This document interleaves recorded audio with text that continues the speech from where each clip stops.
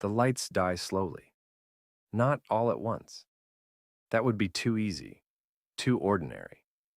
They fade the way daylight surrenders to dusk, reluctantly in stages, as if the darkness itself knows it is about to witness something worth preserving.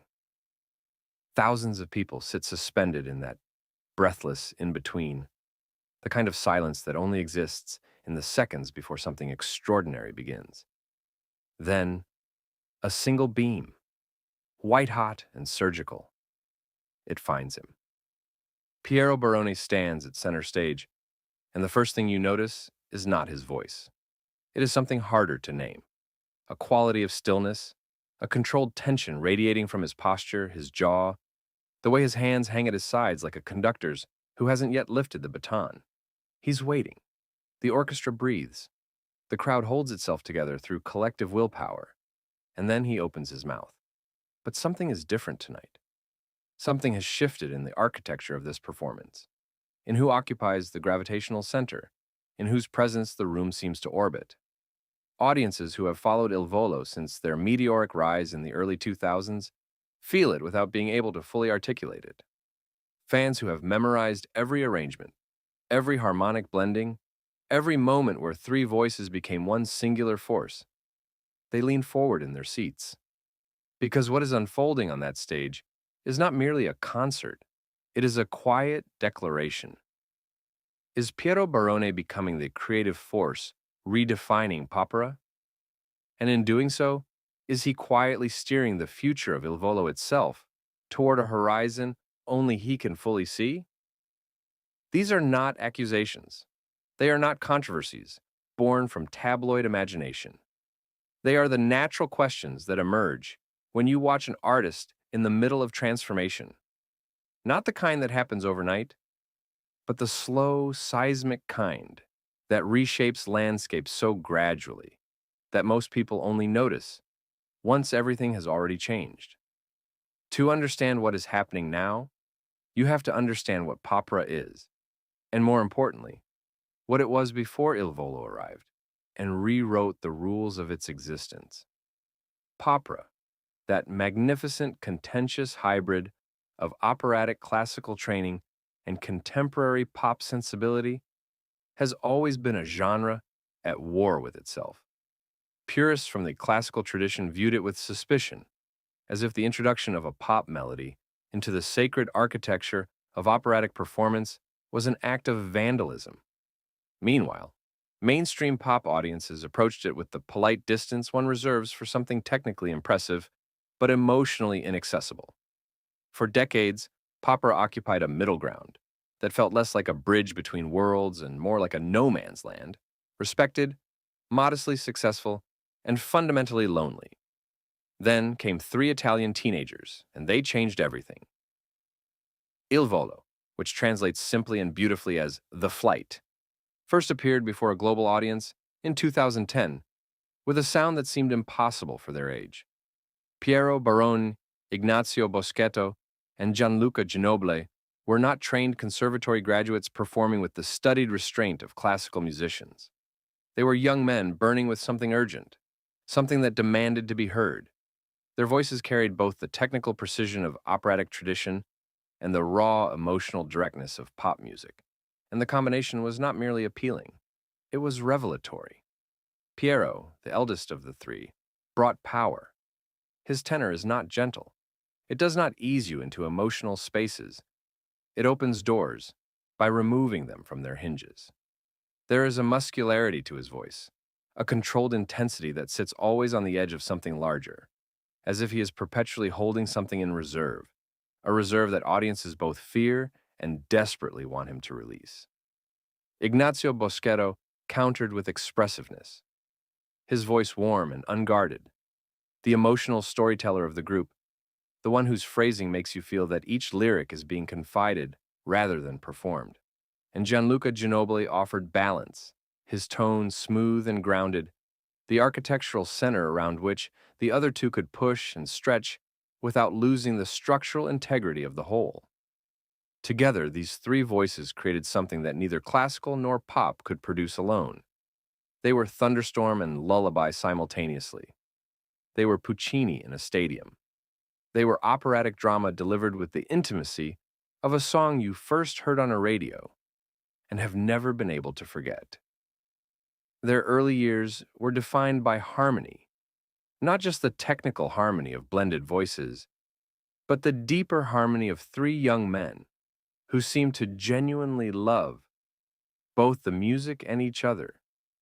You could hear it in the way they listened to each other on stage, in the ease with which one would step back to give another space, in the collective generosity of their performances, where no single voice consumed the room, but all three shaped it together. But artists do not remain static, and the most ambitious ones, the ones with vision deeper than talent alone, eventually outgrow the structures that first gave them form. The shift did not announce itself. It never does, in any story worth telling. If you go back through footage of Il Volo's performances over the past several years and watch with attention to detail rather than just enjoyment, you begin to notice a pattern that is too consistent to be coincidental. Piero's stage presence has intensified in a way that goes beyond the natural confidence of experience. His positioning has become more central, not aggressively, not in ways that push his bandmates aside, but in the manner of someone who has internalized the role of anchor and acts from that place instinctively. Watch the way he moves during instrumental passages. Where in earlier performances all three members shared the visual space relatively equally, Piero now conducts that space with a subtlety that is almost choreographic. His body communicates musical structure. His gestures, a turn of the head, the way he draws a breath before a climactic phrase, seem designed not only to serve his own performance, but to shape the audience's emotional relationship to what comes next. He is not merely singing within an arrangement anymore. He is, in the truest sense of the word, performing it, authoring it in real time. His vocal choices have grown bolder. The stylistic decisions in how he approaches a phrase, where he pushes for dramatic weight, where he chooses restraint, where he allows his voice to fracture at the edges before pulling it back to controlled perfection. These are the choices of an artist who has moved beyond execution into authorship. He is not just singing the music, he is interpreting it, imposing meaning on it, making it say things that the notes on a page might not have said without him. The truly great performers in any genre reach a point where technical mastery is no longer the story. The story becomes vision. The story becomes what they choose to do with their capability and why. Piero Barone has arrived at that point, and watching him there is like watching a river reach the moment where it stops being contained by its banks and begins shaping the landscape around it.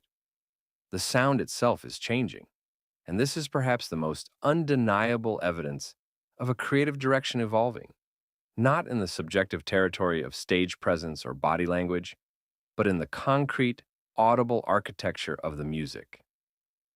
Il Volo's earliest recordings leaned heavily on orchestral grandeur of the traditional variety. Full strings, sweeping brass, the kind of production that placed three young voices inside a cathedral of sound and let the acoustics do much of the emotional heavy lifting. It was beautiful. It was also, in the most affectionate possible use of the term, safe. It honored the legacy of the genre it inhabited. It made no enemies in classical circles. It offered pop audiences the spectacle they wanted without challenging the conventions either audience most relied on. What is emerging now is something more architecturally adventurous. The orchestral elements remain. They must, because they are structural to what Il Volo is, but they are being joined by production choices that belong unmistakably to modern cinematic storytelling. Builds that delay resolution with almost unbearable precision. Dynamics that drop to near silence before erupting with physical force. Rhythmic structures borrowed not from the opera house, but from the language of contemporary anthems. The kind of music that fills stadiums rather than concert halls and speaks to people who grew up on streaming playlists rather than vinyl collections. This is not dilution. It is translation. The challenge of Popera at its highest level has always been this: how do you honor the emotional and technical depth of operatic tradition while making it available to audiences who did not grow up with that tradition as their primary musical language?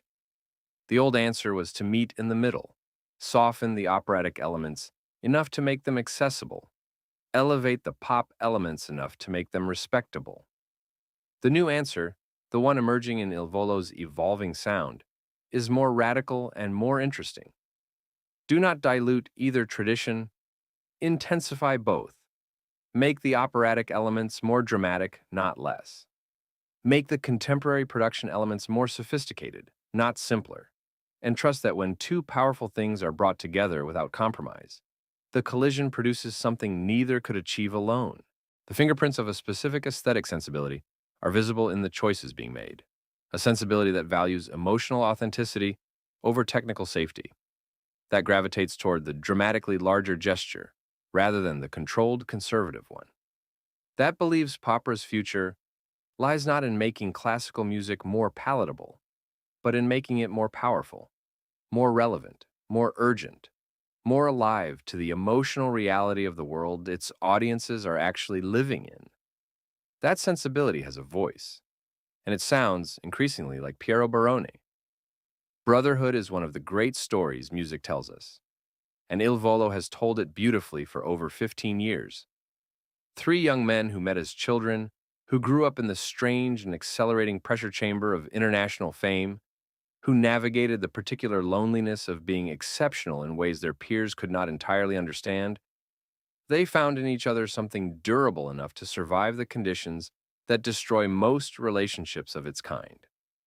But durability is not the same as stasis, and even the most genuine brotherhood evolves under the weight of time, ambition, and the irresistible pressure of individual identity. Watch them together on stage in recent performances, not with the casual attention of enjoyment, but with the focused eye of someone reading a room. The dynamic is not fractured. Let that be said clearly and without qualification. These are three men who clearly share a genuine bond that years of shared experience have made deep and specific. But dynamics shift. They do in every long-term relationship. The question is not whether something has changed, but what that change means and where it leads. Body language during performances reveals what words often conceal. The way performers position themselves relative to each other, the microsecond delays between harmonies that suggest either perfect unity or the subtle assertion of individual timing, the moments where eye contact happens and the moments where it doesn't. These are not things audiences consciously register, but they are things audiences feel. The difference between three voices absolutely dissolved into each other, and three voices maintaining their individual identities within a shared framework is subtle, technical, and emotionally enormous. It is possible to interpret what is visible in recent Il Volo performances in multiple ways, all of them legitimate. One reading. This is simply what artistic maturity looks like. Three individuals who have grown into themselves, whose personal artistic identities are now strong enough to stand beside each other rather than inside each other, creating a new kind of harmony, richer for its complexity. Another reading. The natural creative tensions that exist in any long-term collaboration have become more visible as each member's individual vision has developed. And what we are witnessing is the honest complexity of three strong identities negotiating shared space. A third reading, and perhaps the most cinematically compelling.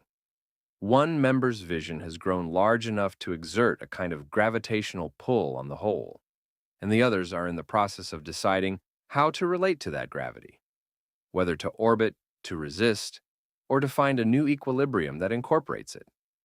None of these readings require malice. None of them imply fracture. All of them acknowledge that the band standing on stage today is not the same band that stood on stage in 2012, and that the difference between them is not merely the passage of time, but the growth of individual human beings who have spent that time becoming more entirely themselves. Fame does this. Touring does this. The particular pressure of having been extraordinary young and then having to figure out what extraordinary means once youth itself is no longer available as part of the definition. This does something profound and inevitable to every artist who lives through it. To understand Piero Barone as a creative force, rather than simply a performer, you have to understand the quality of his relationship to musical authenticity. This is a man for whom performance is not presentation. It is not the curated delivery of a pre-packaged product. It is an act of genuine reckoning with the music, with the audience, with himself.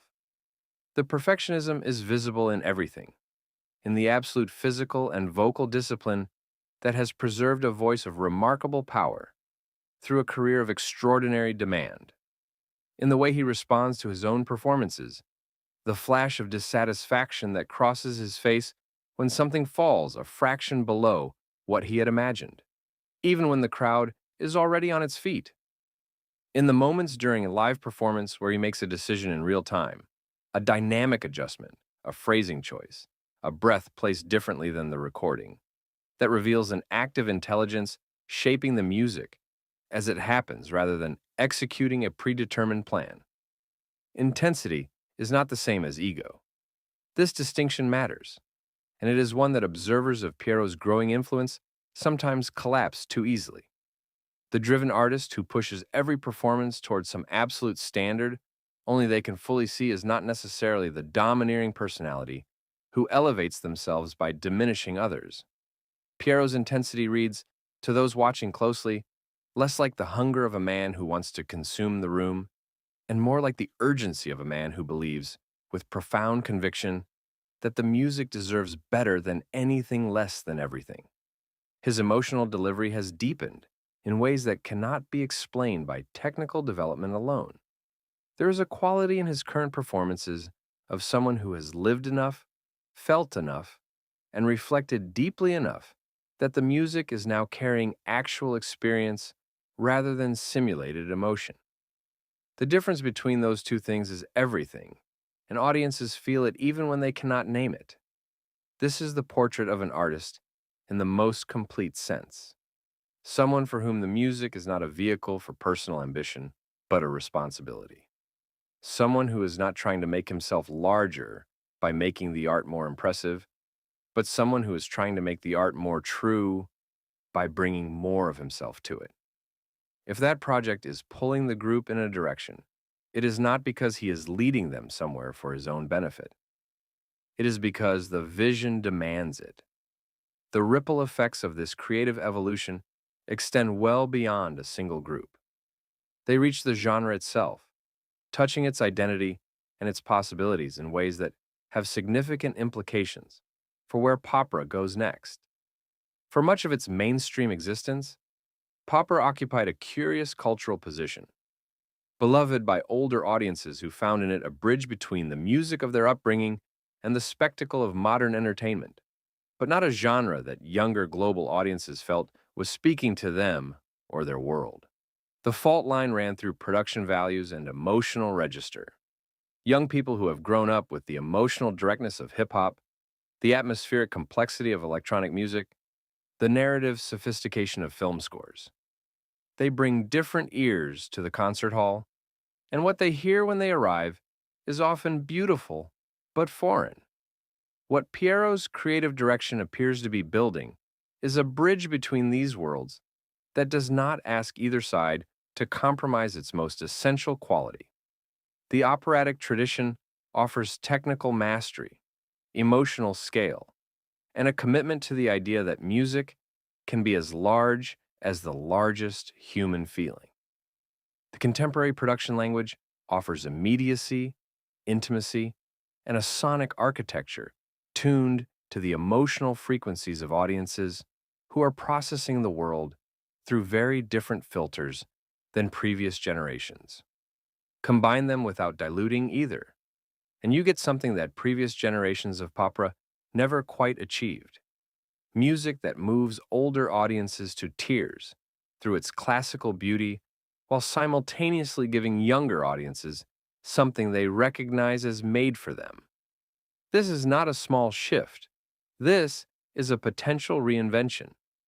The generations of young artists currently developing in the Popera adjacent space, classical crossover performers, operatic vocalists with pop ambitions, trained singers who grew up on streaming platforms and dream of arenas. They are watching this evolution. They are taking notes. They are calibrating their own artistic choices against what they see emerging from the most successful act in the genre's modern history. In this way, one artist's creative direction becomes an industry-wide creative conversation, and the influence multiplies far beyond any single stage or any single night. Fan communities are rarely passive witnesses to the evolution of the artists they love. They are active interpreters, archivists, theorists, and sometimes, when they feel something important is changing, fierce advocates for what they fear might be lost. The global Il Volo fanbase has been processing this shift with the intensity you would expect from people whose relationship to the group's music is not casual but deeply personal. In fan forums and comment sections, in social media threads that stretch for thousands of replies, in the careful and loving analysis of concert footage shared among people who know every note of every arrangement, a conversation is happening that is both a testament to the group's importance and a window into the complex emotions that artistic evolution provokes. Some fans are exhilarated. They hear in the group's evolving sound the fulfillment of a promise they always believed was there, a musical ambition pushing towards something greater, more complex, more relevant to the moment they are living in. For these fans, Piero's growing creative presence is not a disruption, but a revelation, the answer to a question they had been carrying since the early albums. Others mourn something, not the music itself, perhaps, but the specific quality of the earlier balance, the perfect three-part equality of a sound where no voice dominated, and all three were necessary in exactly equal measure. Their response is not hostility, but grief. The particular grief of watching something you love become something slightly different from what it was, even as you can see that the new version has its own kind of beauty. And then there are the analysts, fans, with a more theoretical orientation, who have made a project of understanding the group's evolution, tracking setlist changes and arrangement differences and interview responses, with the dedicated attention of scholars studying a living text. What all of these responses share, beneath their surface differences, is an investment in something that matters. Il Volo has given their audiences music that accompanies the most important moments of their lives. Weddings, funerals, falling in love, losing people, finding themselves on the other side of experiences they were not sure they would survive. You do not follow music like that casually. You follow it with everything you have. And when it changes, the change is felt not just aesthetically, but personally. This is, when you step back and consider it, the most profound compliment an artist can receive. The questions that linger after all of this observation and analysis are not rhetorical. They are genuine, open, and impossible to answer with certainty, which is precisely what makes them worth asking. Will Il Volo fully embrace the direction in which Piero's creative vision appears to be leading? Will the other members, Ignazio with his extraordinary emotional expressiveness, Gianluca with his architectural groundedness, find ways to bring their own artistic identities into fuller alignment with an evolving sound? Or will the natural tension between three strong individuals produce something unpredictable that none of them could have arrived at alone? Could this moment define not just where Il Volo goes next, but how future generations of opera artists understand what the genre is capable of? And perhaps most intimately, what does Piero Barone himself feel about where this is going? The perfectionist, the visionary, the artist driven by something that looks less like ambition than like necessity. What does he see when he stands at that microphone and feels the room organizing itself around his presence? These questions live in the space between what can be known and what can only be felt. They are the questions that make an artist's story worth following, not because they will be conclusively answered, but because the act of pursuing them reveals something true about the relationship between individual vision and collective creation, between personal evolution and shared legacy, between the voice that belongs to a single human being and the music that somehow belongs to everyone. Return with me to that stage. The lights are still dim. The crowd is still holding its breath. The spotlight has found him again, and he is standing in it the way only he stands, with that particular quality of presence that is neither arrogance nor performance, but something more essential than either. The readiness of someone who has prepared for this moment their entire life and now inhabits it fully, without apology or self-consciousness. He draws a breath. The sound that follows is not simply beautiful, though it is that beyond argument. It is shaped. It is intentional. It carries within it the accumulated force of every choice he has made about who he is as an artist and what music can mean when someone commits to it without reservation. The crowd does not merely hear it. They feel it. They lean into it. They let it reorganize something inside them. And when the last note finally settles into silence, the silence itself feels different than it did before, richer somehow, more full of possibility. This is what Piero Barone is doing to Popera. Not dismantling it, not replacing it, expanding it. Taking a genre that always contained more than it had yet fully expressed and finding, note by note, performance by performance, decision by decision, the fuller version of what it was always capable of being. This isn't just a shift in sound. It's the quiet evolution of a genre, and one voice may be leading it. What do you think? Is Piero Barone's growing creative influence reshaping Il Volo's direction? And is that a beautiful evolution or a delicate balance being tested? Drop your thoughts in the comments. This is a conversation that deserves every voice in it. If stories like this one move you, your super thanks means more than you know. It's what keeps us telling them with the depth they deserve. Like, subscribe and don't go anywhere. The next chapter is just beginning.